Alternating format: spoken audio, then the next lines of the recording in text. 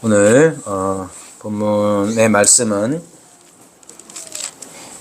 예루살렘으로 가는 그 길을 주로 말하고 있을 뿐만 아니라 예루살렘에서 그 예루살렘으로 가는 길에 만난 사람들의 이야기가 등장을 합니다. 전체적인 특징, 기록의 특징을 보면 지명이 대단히 많이 나오죠. 그래서 사실은 이제 출발 자체는 밀레도, 지난주의 본문이었던 밀레도에서 시작해서 고스, 로도, 바다라, 두로, 그리고 돌레마이와 가이사랴까지 등장을 하고 각 곳에서 어떻게 무엇을 했느냐 상세히 다루지는 않고 중요하게 언급될 만한 곳을 말하고 있습니다. 전반적인 분위기가 어떠냐 하면 계속해서 예루살렘을 향하여 집중해서 이렇게 나아가는 그런 느낌을 갖게 하죠. 즉 목적을 향해서, 목적지를 향해서 계속해서 전진하는 모습을 보게 됩니다. 바울은 지금 오직 예루살렘을 향해 예루살렘만 보고 달려가는 그런 느낌이죠. 지난주에 살피긴 했습니다만은 왜 이렇게 사도 바울은 예루살렘을 향하여서 이렇게 달려갈까? 그런데 문제는 뭐냐 하면 사도 바울은 예루살렘을 향해서 계속해서 달려가고 있는데 곳곳에서 예루살렘으로 올라가지 말라고 하는 사람들이 등장한다는 겁니다. 그들은 왜 사도 바울에게 예루살렘으로 가지 말라고 하는가? 만약에 사도 바울이 예루살렘으로 올라가는, 예루살렘을 향해 가는 이유 중에 하나가 마게도냐를 비롯한 다른 이방 지역, 이방 땅의 교회들이 예루살렘을 위해서, 예루살렘 교회를 위하여 헌상한 것들을 가지고 그것을 전달하기 위해서 예루살렘으로 가는데, 이 실용적인, 실질적인 어떤 그 하나의 목적만을 가지고 있었다면 굳이 사도 바울이 예루살렘에 올라갈 필요가 없어요. 왜냐하면 거기 올라가면 결박과 환란이 기다린다는 사실을 사도 바울도 잘 알고 있었고 많은 사람들이 그렇게 이야기하고 있었기 때문에 그렇습니다. 그래서 아마도 제자들은 사도 바울 아니더라도 그걸 전달할 사람은 믿을 만한 사람 많이 있으니까 그렇게 해도 될 것 아니냐 하는 마음도 있었을 것 같아요. 오늘 본문에 보면 이제 두로에 상륙을 합니다. 오랜 배를 타고 이제 오는데, 그러면 사도 바울이 얼마만큼 먼 거리를 항해하거나 걸었느냐 하면 약 800km나 되는, 부산과 서울을 왕복하는 그 거리를 지금 배를 타거나 걷거나 하면서 오게 된 거예요. 이렇게 이제 두로에서 상륙했을 때에 7일 동안 일주일을 지금 제자들을 찾아서 머물렀다 하는데, 이 제자들이 앞서 말한 대로 바울더러 예루살렘에 들어가지 말라고 합니다. 그럼 여기에 제자들은 어떤 사람이냐 했을 때, 여기에 제자, 사도행전에서 혹은 누가나 사도행전에서 제자라고 했을 때 그건 말 그대로 따르는 사람들이에요. 누굴 따르느냐면 예수님을 따르는 사람들이죠. 예수님의 가르침을 받아 그 가르침을 믿고 그 가르침대로 살고자 하는 사람들을 제자들이라고 하는 겁니다. 단지 그냥 사도 바울이 가르쳤다, 그리고 사도 바울이 가르칠 때 배웠다, 이런 개념이 아니라 사도행전에서의 제자는 예수님을 따르는 삶을 살아가는 사람들을 말하는 것이죠. 예수님을 믿고 예수님의 가르침을 진리로 받아들여서 그 가르침대로 따르고자 하는, 살아가고자 하는 사람들이 바로 여기에 등장하는 사람들입니다. 그러니까 제자들이 사도 바울을 향해서 예루살렘으로 올라가지 말라고 하는 건 그냥 사도 바울 불쌍하니까 올라가면 고생할 거 뻔하니, 안 됐다, 가지 마시라 하는 차원의 얘기가 아닙니다. 그럼 그냥 착한 사람들이라고 하면 되겠지. 아니면 공감 잘하는 사람들. 근데 제자들이라고 하는 것은 그들의 행동, 말 자체가 자기들이 임의로 선택한 어떤 것이 아니라 예수님의 가르침을 받아서 그 가르침대로 말하고 행동하는 사람들을 제자들이라고 하는 거예요. 그러니까 제자들이 뭐 아는 사람이 말렸다라고 표현하는 게 아니라 제자들이 올라가지 말라고 그를 말렸다라고 하는 건 그렇게 말하는 거. 사도 바울을 말리는 것 자체가 예수님의 가르침에 합당하다는 뜻이에요. 더구나 뭐라고 말합니까? 성령의 감동으로. 여기 성령의 감동이라고 하면 자꾸만 이제 감동이라는 말 자체를 우리는 감동적으로 생각합니다. 그게 뭐냐? 자꾸만 마음에 어떤 좀 짠한 마음, 이 본문의 배경으로 얘기하자면 가가지고 올라가가지고 핍박을 당할 거고 붙잡힐 거고 그렇게 되면 너무 사도 바울이 교회를 위해서 할 일도 많은데 너무 짠한 마음 이런 걸로 생각을 하는데 이 헬라어의 감동으로 번역된 헬라어는 아주 쉬운 단어예요. 디아라고 해가지고 영어 번역은 through로 번역합니다. 그러니까 뭐뭐서 통하여 이런 뜻이에요. 그러니까 성령을 통하여. 그래서 공동 번역에서는 어떻게 번역을 하냐면 성령의 지시를 받아 이렇게 얘기해요. 자, 성령을 통하여서 그 말이 곧 성령께서 지시하셨다는 거죠. 자, 사도 바울이 올라가는 건 자, 두 가지 면에 있어서 이렇게 그 제자들이라고 불리는 사람들이 사도 바울을 말리는 거, 올라가지 말라고 하는 건 그냥 측은지심의 발로에 의해서 나오는 얘기가 아니란 말이에요. 자, 제자들은 어떤 사람들이냐? 예수님의 가르침을 받아서 그대로 순종하는 사람들이 제자들이에요. 당연히 신자들이 제자들이죠. 신자나 제자나 성도나 같은 의미잖아요. 자, 그런데 이제 제자라고 했을 때 그 제자에 강조되는 것은 예수님의 가르침을 받아서 그 가르침대로 순종하는 사람들이라는 점이 강조되고 있는 거잖아요. 그러니까 이 제자들이 하는 말 자체는 예수님의 가르침을 받아서 하는 말이에요. 또 하나 덧붙여서 성령의 지시를 받아서 성령을 통하여서 하는 말이니까 이 말은 뭐 모르고 하는 말이 아니라는 것이죠. 이게 중요합니다. 자꾸만 사람들이 여기에서 제자들 혹은 뒤에 나오는 아가보라는 선지자가 하는 말에 대하여서 사도 바울은 분명히 가려고 했고 사도 바울은 분명히 예루살렘으로 올라가려고 했고 그 복음 전파, 예수께 받은 사명에 관하여서 우리가 잘 알고 있는 바대로 사명을 이루기 위하여 올라가려고 했는데 다른 사람들, 제자들이나 아가보나 빌립의 딸들이나 이런 사람들이 올라가지 말라고 한 점에 대해서 혼동을 좀 일으키고 있는 것 같아요. 가이사랴에서도 마찬가지입니다. 이번에는 그 무게감이 더합니다. 빌립의 딸 넷은 예언하는 이들이죠. 거기에 덧붙여서 아가보라는 선지자가 등장을 하는데 이 아가보라는 선지자에 대해서 어떻게 말하고 있느냐면 그가 유대로부터 왔대요. 유대로부터 왔다는 말은 지금 이 사도 바울은 유대 땅으로 가야 되거든요. 거기에서 온 사람이니까 표현이 좀 못하지만 성령을 통하지 않고도 아가보가 유대에서 왔다는 사실 하나만으로도 아가보의 말에는 무게가 실립니다. 어떻게 실립니까? 야, 내가 예루살렘에서 왔잖아. 거기 장난 아니야. 지금 분위기가 장난 아니야. 그 전까지 마게도니아를 출발해가지고 이렇게 올 때에 바울이 성령께서 가르쳐 주시는 바가 있었어요. 예루살렘으로 올라가면 결박과 환란이 자신을 기다린다는 사실을 그가 성령의 지시를 받아서 알았단 말이에요. 성령께서 깨닫게 해주시는 바를 따라서 알았단 말이에요. 그거 어떻게 표현하면 자기가 느낌일 수 있잖아요.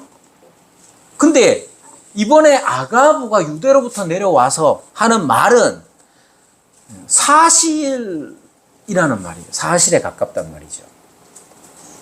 물론 지금 이 아가부를 표현하는 이 방식 자체는 단지 그런 것만을 의미하지 않습니다. 지금 사도 바울이 예루살렘으로 향해 가려는 그 길이 얼마나 어려운 일이냐. 진짜로 사도 바울도 알고 있었던 것처럼 결박과 환란이 자신을 기다리고 있다는 사실, 그 점을 더 분명하게 해줍니다. 아가보는 유대로부터 내려왔고 지금 사도 바울은 유대로 가려는, 유대 땅 예루살렘으로 가려는 것이죠. 따라서 이 아가보 선지자의 예언 자체는 여러모로 의미가 있고 무게감이 더 실리는 겁니다.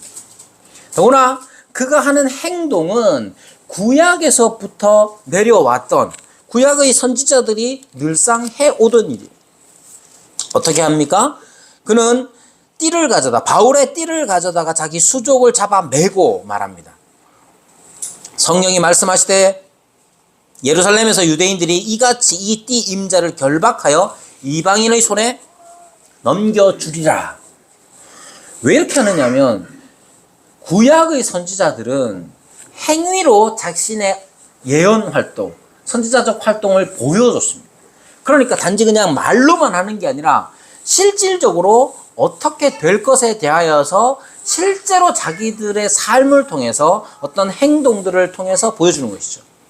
그러니까 아가보는 야, 너 바울 사도 당신이 올라가면 묶일 겁니다. 그냥 그걸로 끝나는 게 아니라 실질적으로 자기 띠를 자기가 메어서 당신이 이와 같이 될 거다. 너무나 선명하게 보여주는 것이죠. 그러자 어떻게 합니까? 우리라고 일컬어지는 무리들. 여기에 우리라고 했으니까 이 글을 쓰고 있는 누가를 포함한 바울의 일행들이 있었습니다. 그들이 어떻게 합니까? 그 말을 듣고 그곳 사람들, 빌립의 집에 함께 모였던 제자들과 빌립과 그 딸들과 이 사람들과 함께 바울에게 예루살렘으로 올라가지 말라고 권합니다. 그러나 바울은 이 모든 사람들이라고 하면 아무것도 모르거나 아니면 마냥 착하기만 한 그런 사람들이 아니라 제자들과 선지자 아가보와 또 자신과 함께 동행했던 자신의 동력자들, 빌립과 그 집안의 사람들, 이 모든 사람들이 다 말리고 있는 일을 그는 행합니다. 그들을 무시해서 그럴까요? 당연히 아닙니다. 이걸 이해하기 위해서는 주 예수의 이름을 위하여라는 말을 온전히 이해해야 한다고 생각합니다. 여기에 이름이라는 건 당연히 어떤 사물이나 인물에 대응하는 것을 지칭할 때 사용하는 용어이죠.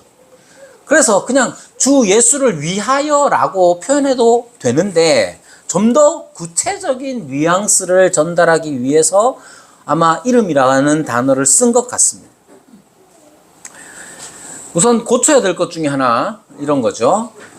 우리도 주 예수의 이름을 위하여 라는 말을 자주 씁니다.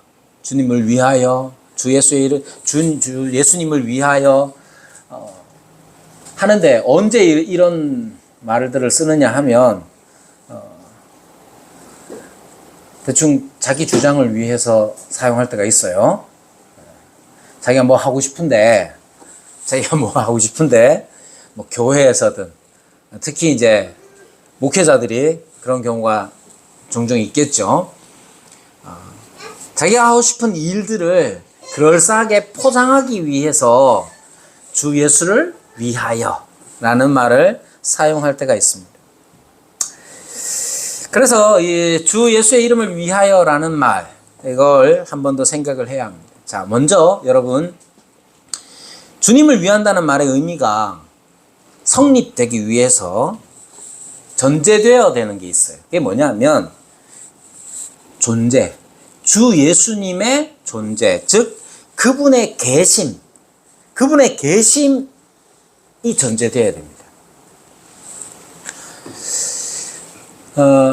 어려운 말로 하면 주님의 현존, 지금 여기에 우리와 함께 하시는 예수님, 이 전제되지 않으면 주 예수의 이름을 위하여라는 말은 대단히 자기 목표와 자기 목적을 위해서 오용될 때가 많습니다. 내가 무언가를 목사로서 뭔가를 하고 싶은 게 있을 것 아니에요. 교회에서 뭔가를 하고 싶은 게 있을 것 아니에요. 근데 교인들이 원치를 않아. 그럼 목사가 어떻게 하느냐? 다 그러진 않지만 일부의 어떤 목사들이 그렇게 한단 말이에요. 아, 이건 주님을 위해서 하는 거고 이건 하나님을 위해서 하는 건데 왜 반대하느냐? 그러니까 자기와 다른 의견들을 묵살시키기 위해서, 자기의 의견, 자기의 생각을 관철시키기 위해서 주 예수의 이름을 위하여라는 말을 가지고 오기도 한단 말이에요. 이러한 오용을 막기 위하여 반드시 필요한 게 뭐냐 하면 주님이 예수께서 우리에게 주로서 함께하고 계신다는 사실이에요. 예수께서 우리의 주님으로 우리와 함께 하심이 없이는 주 예수를 위하여라는 말이 불가능합니다. 여러분, 우리는 잘 알죠?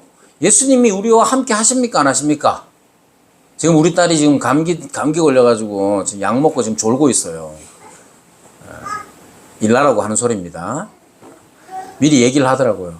아빠 오늘 졸지도 몰라요. 매주 졸면서. 오늘은 특별히 감기 때문에 조는 거니까, 여러분. 자, 졸고 있는 우리 딸에게 예수님은 함께 하십니까? 안 하십니까? 졸고 있어도 함께 하시죠. 그죠? 우리가 병중에 있어도, 우리가 실패 가운데 있어도, 우리가 성공 가운데 있어도, 우리가 예수님이 우리와 함께 하신다는 사실을 믿어요. 믿죠? 장건아, 믿나? 자, 진짜로 믿을까? 여러분은 진짜로 믿어요? 잘 생각해 보세요. 잘 생각해야 합니다. 먼저 여러분, 주님이 진짜 우리와 함께 하신다라고 했을 때 그 주님은 우리가 지금 표현하는 것처럼 우리의 주가 되십니다. 이게 얼마나 막연하게 사용되는 단어인지 잘 압니다. 주님이 함께 하신다는 사실이 중요한데 예수님이 우리와 함께 하신다는 걸 우리가 너무 많이 들어가지고 그냥 너무 당연하게 여겨요. 예수님 우리와 함께 하신다. 당연하지. 근데 그래서 그러면 어떻게 사용하느냐 하면 그러니까 나 이렇게 해주세요. 저렇게 해주세요. 이쪽으로 많이 간단 말이에요. 예수님이 우리와 함께 하신다면 이게 이제 포지셔닝이라고 해야 됩니까? 딱 예수님이 우리와 함께 하시면 예수님이 어떤 분이시고 내가 어떤 그 관계가 어떻게 설정되느냐가 분명해지는 거예요. 그렇잖아요. 제가 여기서 우리 아이들에게도 여전히 아빠처럼 굽니다. 그죠?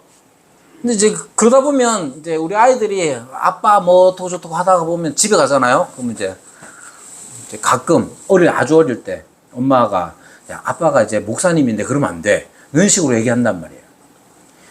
왜 그러냐?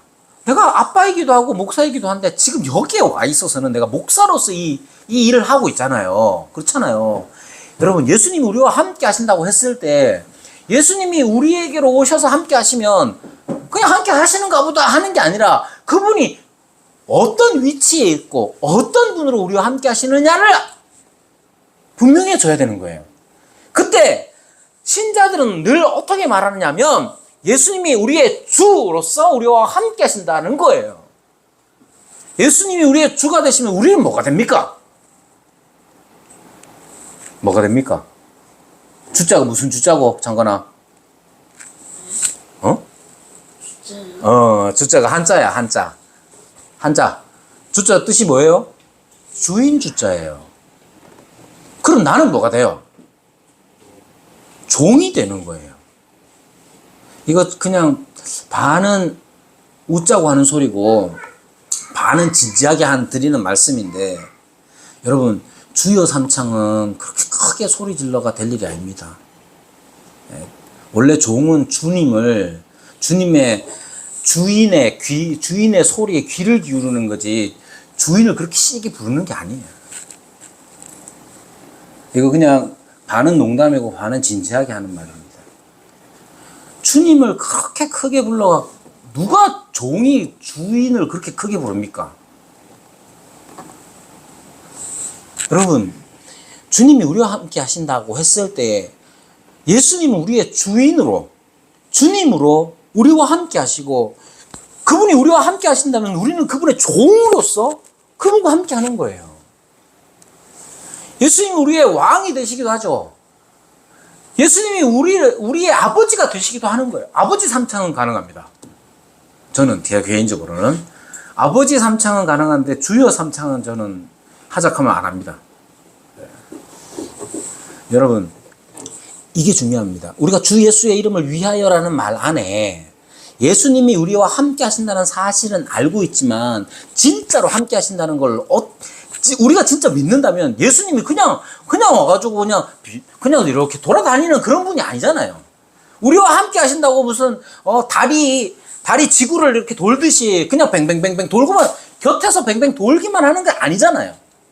예수님께서는 우리의 주인이 되셔서 우리와 함께 하시고 따라서 우리는 그분의 종으로서 그 발 앞에 엎드려 주님 말씀하옵소서 종이 듣겠나이다 하는 태도로 사는 거예요.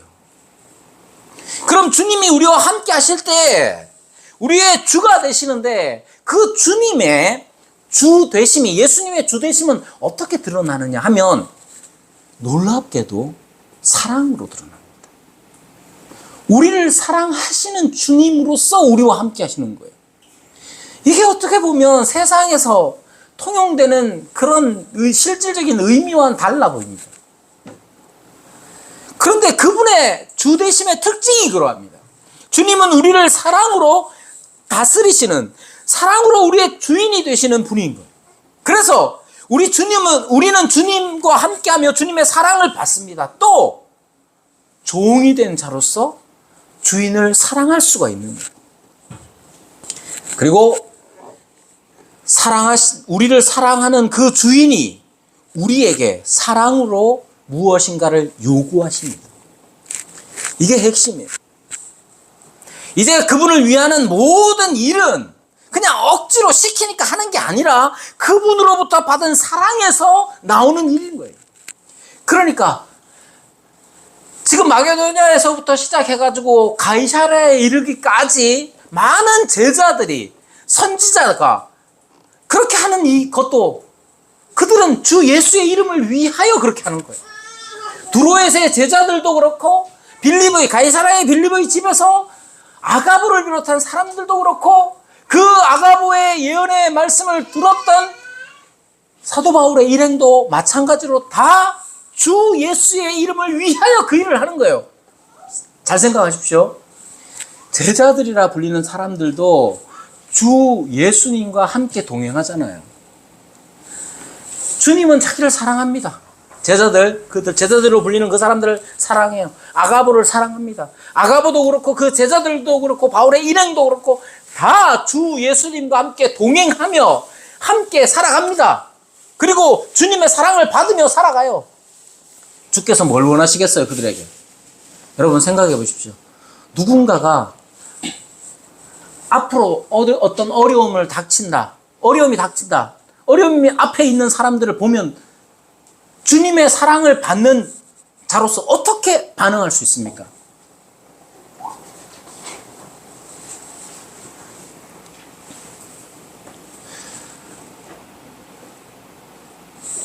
대단히 조심스러운 얘기인데 지금 규빈이 할머님이 지금 많이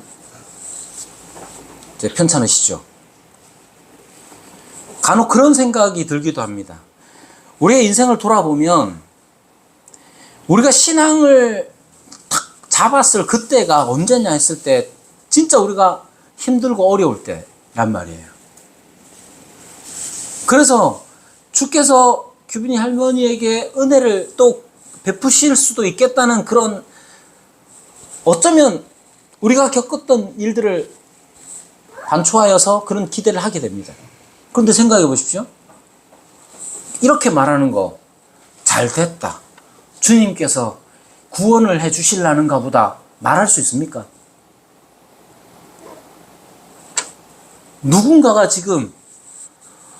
사랑하는 엄마이고 할머니인 그분이 위험에 있는데 그 위험, 구원을 위해서 그런 위험도 괜찮다라고 말할 수 있는 사람이 누가 있습니까?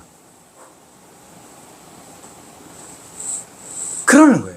지금 예수님께서 제자들에게 주님으로서 함께 하실 때, 그 주님으로서 함께 하실 때에 그 제자들이 받는 주님의 요구는 그런 거예요.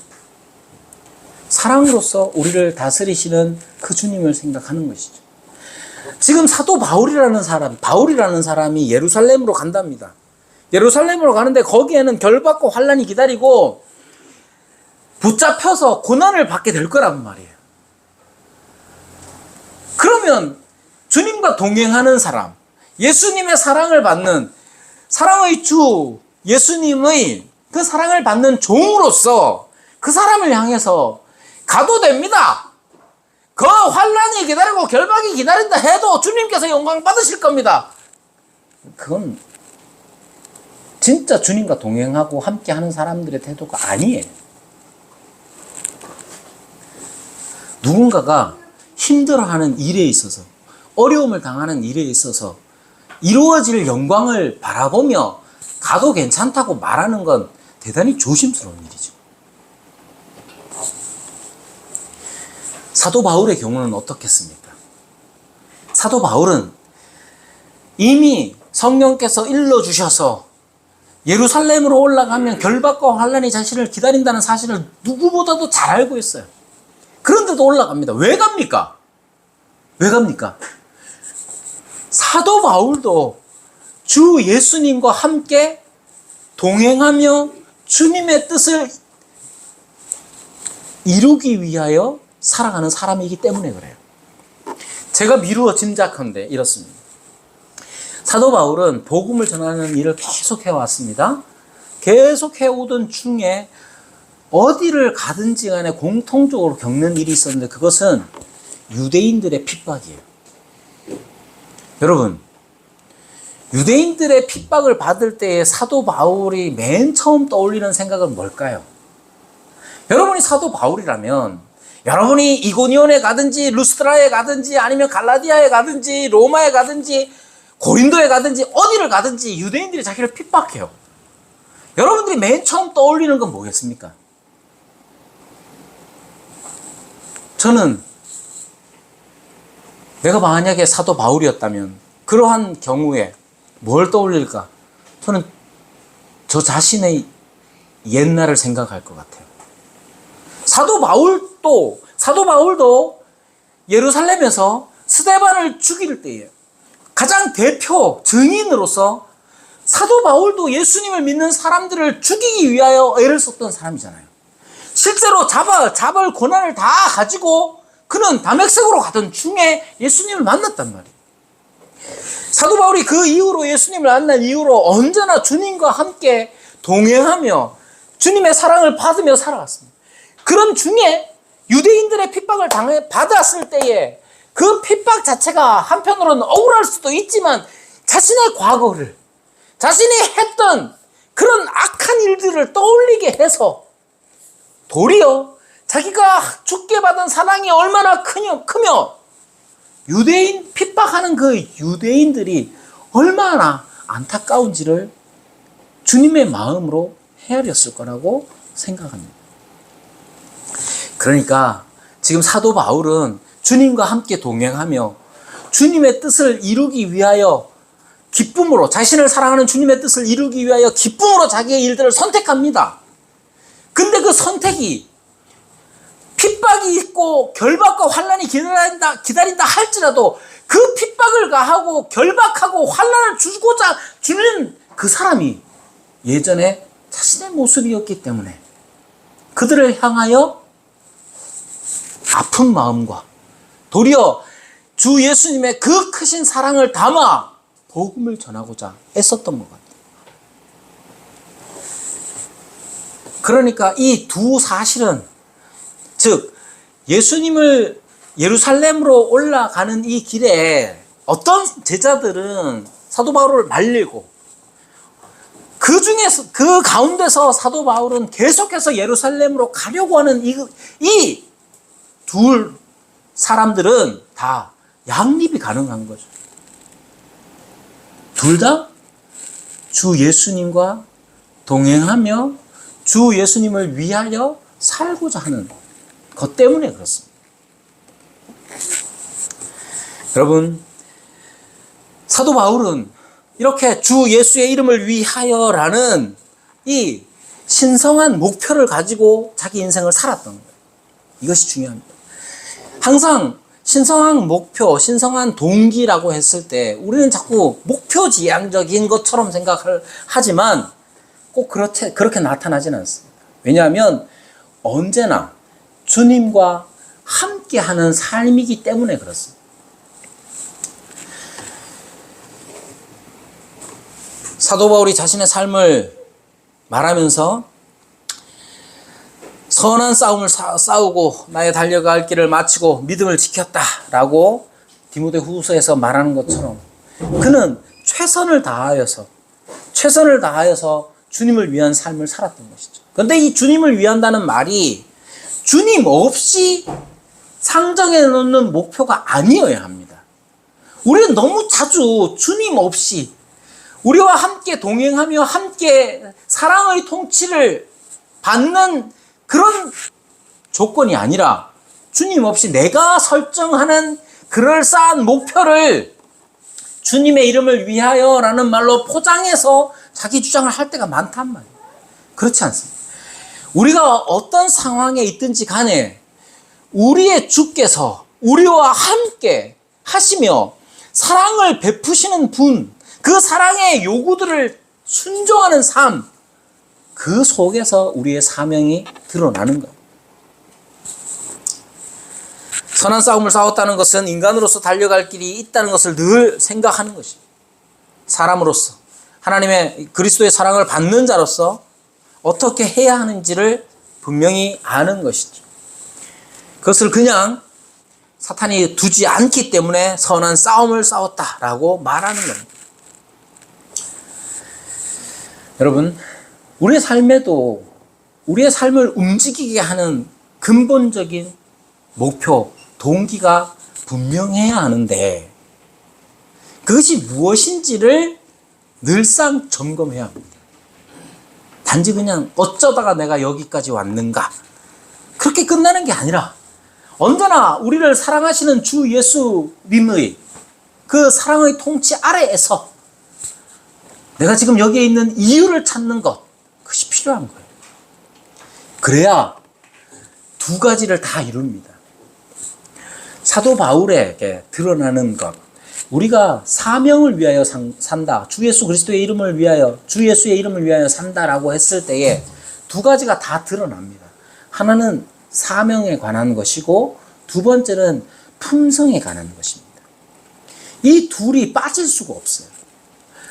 간혹 목표지향적인 사람들이 간혹 도덕적인 부분에 있어서 사람들과의 관계를 놓치고 그냥 목표지향적으로 선택해 가는 일들이 종종 일어나는데 그런 잘못을 범하지 않기 위하여 필요한 게 바로 주님과 함께 동행하는 삶인 거예요.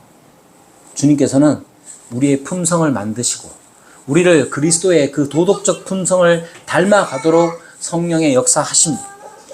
그것을 바탕으로 해서 또한 우리의 해야 할 일들을 드러나게 하는 것이죠.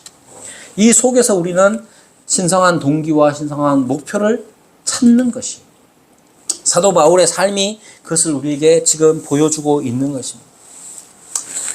여러분, 교회에서의 삶도 마찬가지입니다. 우리 각자가 주님께 받은 개인적인 사명들 다 있습니다. 지난번에도 우리 각자의 이 사명을 잘 발견해야 한다 했을 때 개인적인 사명들은 사실 교회의 사명과 결부되어 있습니다. 교회의 사명과 동떨어진 개인의 사명이란 없어요. 교회의 사명은 무엇이냐면 늘 강조하듯이 교회는 그리스도의 통치가 온전히 이루어지도록 해야 되는 겁니다. 그리스도의 통치라는 것이 얼마나 복합적이냐 했을 때 그리스도의 통치를 간단하게 직분적으로도 살펴봐도 그리스도께서는 우리에게 말씀하시며 다스리시며 우리에게 긍휼을 베푸심으로써 그 통치를 이루어 가시잖아요. 말씀하시는 것, 우리가 교회 안에서 하나님의 뜻이 온전히 이루어지도록 하나님의 뜻이 무엇인지를 깨닫는 일들이 필요하고 그것이 실제로 우리 교회 가운데 하나님의 뜻이 이루어지기 위하여 필요한 권징, 권고와 징계의 일들이 일어나야 하는 것이고 그 과정에서 그리스도께서 우리를 얼마나 보살피고 긍휼히 여기신지를 드러나야 하는 것이죠. 이것이 우리 각자가 받은 직분이며 우리가 행할 모델인 것이죠. 여러분, 그리스도의 통치가 우리 가운데서 이루어지기 위하여 우리는 각자 직분을 받기도 하고 또는 은사를 받아서 그 일들을 이루어 갑니다. 우리가 사모해야 할 일들은 그리스도의 통치가 우리 가운데, 그의 나라 교회 가운데 온전히 이루어지는지. 여러분, 우리 각자는 다 이 주 예수의 이름을 위하여 오늘을 살아갑니다. 오늘 우리와 함께 하시는 주 예수님의 그 사랑 안에 머물러 있지 않으면 언제나 이 주 예수의 이름을 위하여라는 말은 상대를 제압하기 위한 수단으로, 자기의 뜻을 관철시키기 위한 그러한 수단으로 사용될 수 있는 말임을 기억하면서 실제로 우리가 주 예수의 이름을 위하여 그리스도의 교회를 섬기고 살아가는 우리의 삶이기를 함께 기도합시다.